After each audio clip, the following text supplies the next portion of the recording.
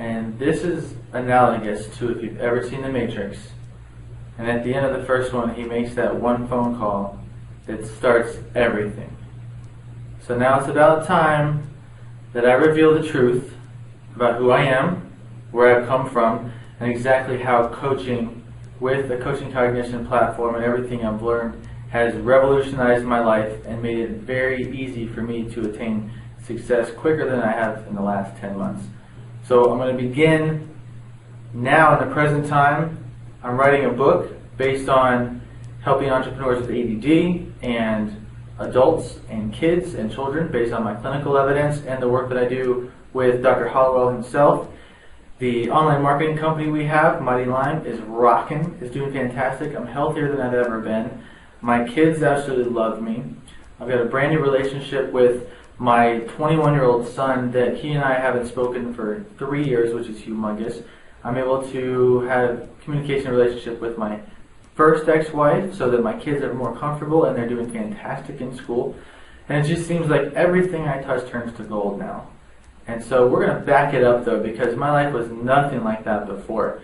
So let me explain. There's a lot of stuff I wrote on this board. And it begins kind of when I was born. And being born in 1972, I was born, I had asthma, and it was terrible. But what happened is my parents got divorced when I was 1.5 years old. And what they did is, instead of finding new partners and stuff like that, the way that it happened was the stepfather and the stepmom, they just switched partners and got married. And that created a lot of dysfunction, as you can imagine, in our family. And we were immediately sent over with the Navy to Hawaii. Now, I was able to play on the beaches and have a carefree life and grow up in the ocean, which I absolutely love. I would rather be surfing at the beach, in the ocean, probably better than anything else in my entire life. I love it. Now, as time goes on, we had to leave Hawaii to go to Connecticut. And it seems crazy, because we're going to this beautiful paradise to a really cold, icy place, and we actually moved into my stepmother's house. So even though people don't understand emotional sickness and mental sickness, I don't think I was healthy for the next 1.5 years at all in this house. I had bad asthma and things like that. But what was interesting is that I realized something about myself, that I was already different. I had more energy. I began to read at a very, very young age. At 3 or 4 years old, I was teaching myself to read. And in fact, in Connecticut, one day in first grade, the teacher came into the classroom, and I had, as a first grader, you know, those rocking chairs that the teachers are always sitting in with the cute little yarn rugs. All the kids were sitting there, and I was sitting in the chair reading to the class as a first grader. So the teacher's like, we need to bump this kid up to second grade. So that day, I went to second grade. I was only in first grade for a week. And the teacher had asked everyone in the class to raise their hand and come up with a word that starts with G. And everybody was saying, you know, gold or good or glory or something like that. And I raised my hand and I said, gnat, with a silent G. And all of a sudden, she realized that she had her hands full. And it just went on from there. And it seemed like I was either excelling in something or I was too bored. But I was always being pointed out as somebody who was different, or somebody who could be a problem or a nuisance or needed medication or something like that. So as time goes on, it becomes apparent. My mom goes to school. She's a school psychologist and a child psychologist. So there's all these tests. Well, I become the guinea pig at the house. So I'm taking every single test you would see in the DSM-1, 2, 3, 4, all of these different tests. And I'm killing it. I mean, I'm doing fantastic. And at a young age, it was becoming apparent to me that even more so, I was not only different, but I was very intelligent, but I was different. I had asthma, so it was interesting. The doctors were telling me not to run, not to do things, but I loved soccer. And I played soccer for many, many, many years, and I was fantastic at soccer. It was an outlet for me. It taught me fantastic teamwork, and I began to run more, and it was okay. Every now and then I've had an asthma attack, but then I got stronger. Well, around 8th grade, 9th grade, the team that I'd been on for many, many years, during a tryout, I missed a shot. I got kicked off the team, and my identity crashed. Absolutely had no idea what to do with my life, and thinking about it over and over, that's when I found drugs and alcohol as a young kid. And I did not know that my grandfather was an alcoholic, that my biological father was an alcoholic. I didn't learn that my stepdad was an alcoholic until I was 32, and it's a very genetic disease, so I became an alcoholic at a very young age, and I was drinking at 13. And it was just causing problems in my life, obviously, until the ripe old age of 20 years old, I got sober. And I went into AA. And I was very, very strong in this. And I had a wonderful friend who helped me out. I went through 2 degrees. I got a bachelor's degree in 4 years, and I got a doctorate in the next 4 years. And I thought I had figured everything out. And I thought that was childish behavior. And it was interesting because I could use the intelligence to get through school, and it wasn't really that hard for me, and I could really absorb the content because it was exciting for me. It was interesting, and we're going to get to that point. And then I thought I had taken care of it and I could drink again, and I was wrong. And so for 10 years I had a roller coaster life of things that would bring in fear and shame and guilt. And as we get to talk about the ADD, we realize that Dr. Hollowell says people who have the traits of ADD have a Ferrari brain, but with bicycle brakes. And those brakes fail or don't work as well when functioning through a lens of fear, shame, and guilt. And I was carrying loads of that because it was growing up with something where I was different. I was singled out as a problem. Kicked off a soccer team. I felt horrible about drinking and doing drugs as a young kid. I know a lot of us do things behind the scenes that we're not happy about. But it got to the point where I didn't want to feel my feelings at all because I know that I would self-medicate and try and push those feelings down as far as possible. And the work that I do now is working with folks who have the traits of ADD because I don't want them to have that future. I don't want them to have to think they need to self-medicate to not feel these issues that they have. Because most people, let's face it, they don't choose self-medication through a good outlet like exercise or art or music. Most people nowadays, they're going to go the wrong way. So it comes upon my life where I enjoy doing extreme sports. And I'm very, very fast, and I like to do running, and I like to do trail running and mountain biking. And in October of 2010, I broke my clavicle. And there's pictures in the video about this, and it's interesting because this is where my life changed. This is it. Now, I've been a chiropractor. Remember that. I'm a doctor. I use my body. I free the life force that's within every single person that's on my tables.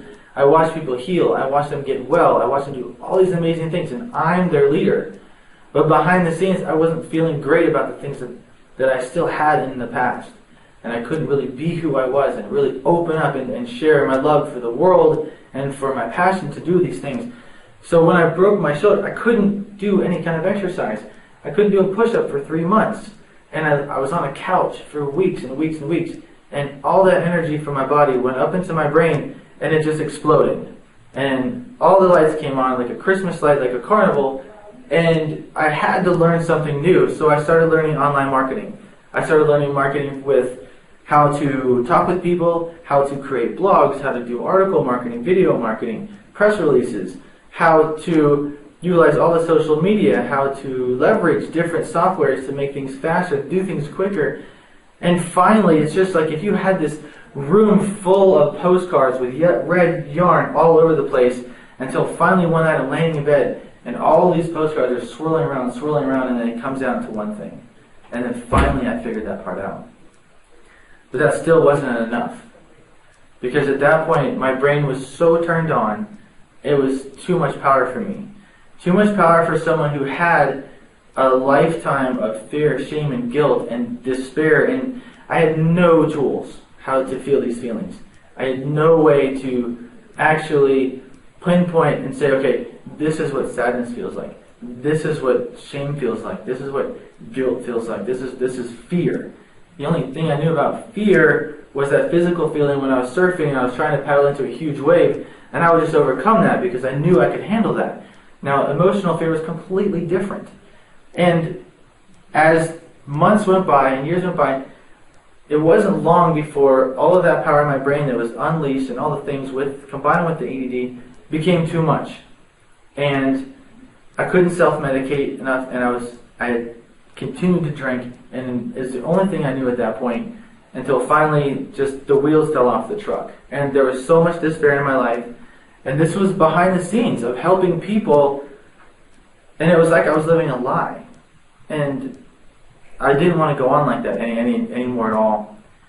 And one day I'm at the beach, and a very, very, very close friend of mine bumps into me and had never seen me drinking ever before. And she was blown away. She had no idea what to do. She had no idea who was in front of her. And she asked me, she says, "How bad is it?"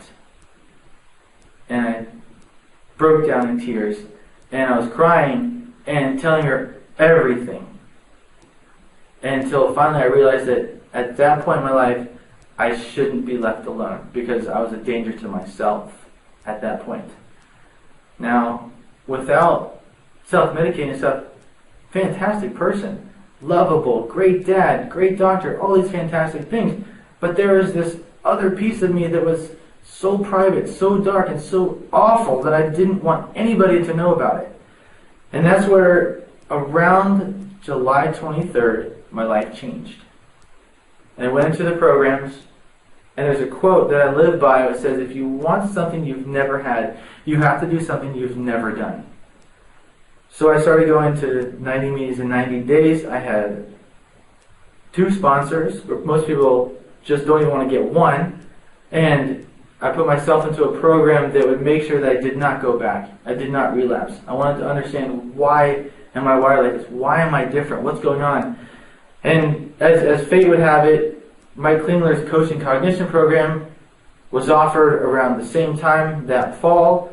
And the combination of learning about what makes me tick and what happens, that's where the coaching changed my life. Because it gave me a safe place to open up. It allowed me this community of people that, yes, I know it was confidential, but the questions that we were taught to ask each other really drew out of me pieces that I hadn't want to look at for years. And I wouldn't have wanted to look at anymore until somebody would say, okay, it's safe for you to feel this emotion. It's okay. And I remember the night I was talking with Krishna, and we got to the point, and she says, why won't you feel these emotions? Like, what is stopping you from feeling? And it was basically, I was so afraid that if I felt these emotions, that I would go back to that life of drinking, life that I could not stand. I didn't want any more in my life at all. And I was so afraid to feel the emotions that were actually stopping me from becoming this incredible person that I am today, because I was afraid that I would go back to doing something that I didn't want to do anyway. It was the most asinine thought. As soon as it came out of my mouth, I knew that it was okay for me to feel feelings. And then I would go through, coaching gave me tools to look inside myself. Not only does the group, we talk to each other on a regular basis, we give each other metaphors and analogies to realize how can we handle a project. What behaviors did we do in the past that made us not follow through? How can we change those? There's a point at which we're getting through the class in the beginning where it became very apparent that I was very, very good at listening intuitively. I could listen to somebody talk to me on the phone, but in between their words and their tone and their changes of speed, I could intuitively, completely ask them the next question, and it would go right to their heart. It would go right into their soul, and it would bubble up, and they would just almost break down in tears, or almost instantly have an aha moment. And what's neat about that is with Dr. Hollowell and the SHINE program on ADHD, it talks about people who have those traits of the ADD brain. We are very intuitive, and we feel our way through things. And it's so paradoxical, because I was so afraid to feel. I had no emotions, but the fact that I have this incredibly powerful brain, I have to be able to feel, to do the things so I can help more people at once. It's amazing. So going through this coaching program helped to reveal the true me. This me that every 24 hours, I swear to God, it's the most exciting 24 hours. When I wake up, I have a kind of an idea of what I think the day's going to be like, but then by the time I go to bed, it's been the most exciting roller coaster of changes and people coming into my life and new contacts or You know, I was talking with nurses today in schools that are so hard to get into, and they're stoked to have us come in and help kids with ADD, with natural help. Not just some fancy supplement, but literally with a neurological program, with a metabolic change, with chiropractic care, with environmental changes, with educating the parents. And it realizes that we are moving towards something that's incredible. And this is where the coaching really helped bring out of me a concept that's going to be called the ADHD Society. And what that's going to comprise is, we know that ADHD has three things. And it's really a big deal with the entrepreneurs. And the entrepreneurial spirit is the impulsivity, the creativity, and the distractibility. And we're going to work on helping everybody to understand how to harness that and direct it to become the creativity, curiosity, and energy. And that's what we want to do, because we know that entrepreneurs, most of us fail. But this cream of the crop are just doing amazing. And they're the leaders, and they're pulling forward this incredible economy.